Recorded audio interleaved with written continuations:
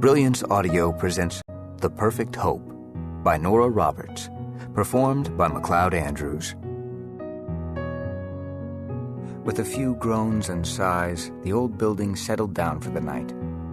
Under the star-washed sky, its stone walls glowed, rising up over Boonesborough Square as they had for more than 2 centuries. Even the crossroads held quiet now, stretching out in pools of shadows and light.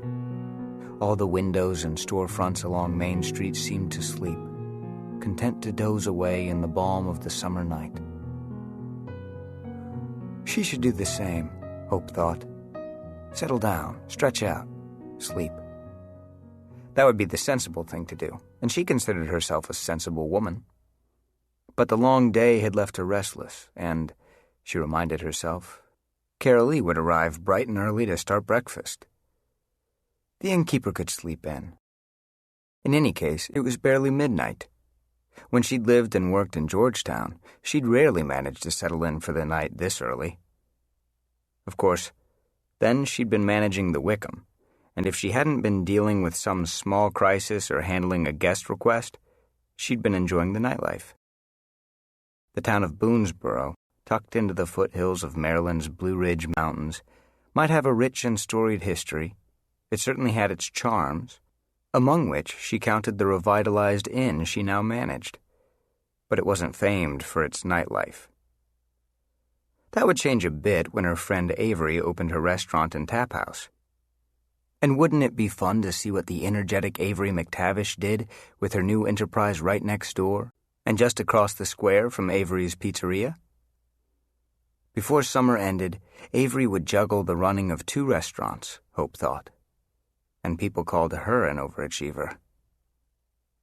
She looked around the kitchen. Clean, shiny, warm, and welcoming.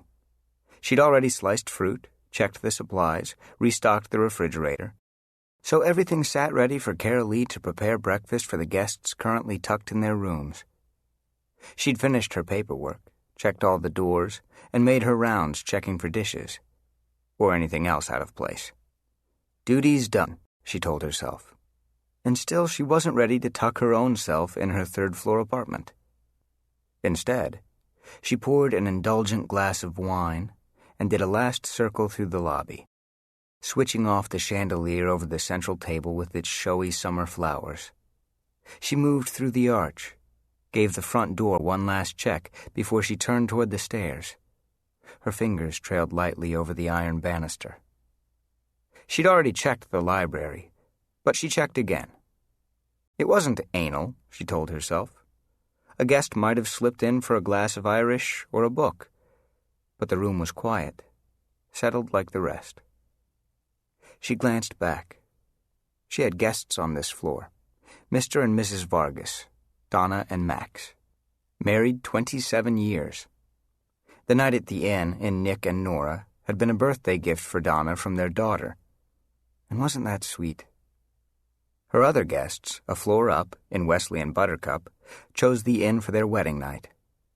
She liked to think the newlyweds, April and Troy, would take lovely, lasting memories with them. She checked the door to the 2nd-level porch, then on impulse, unlocked it and stepped out into the night. With her wine, she crossed the wide wood deck, leaned on the rail.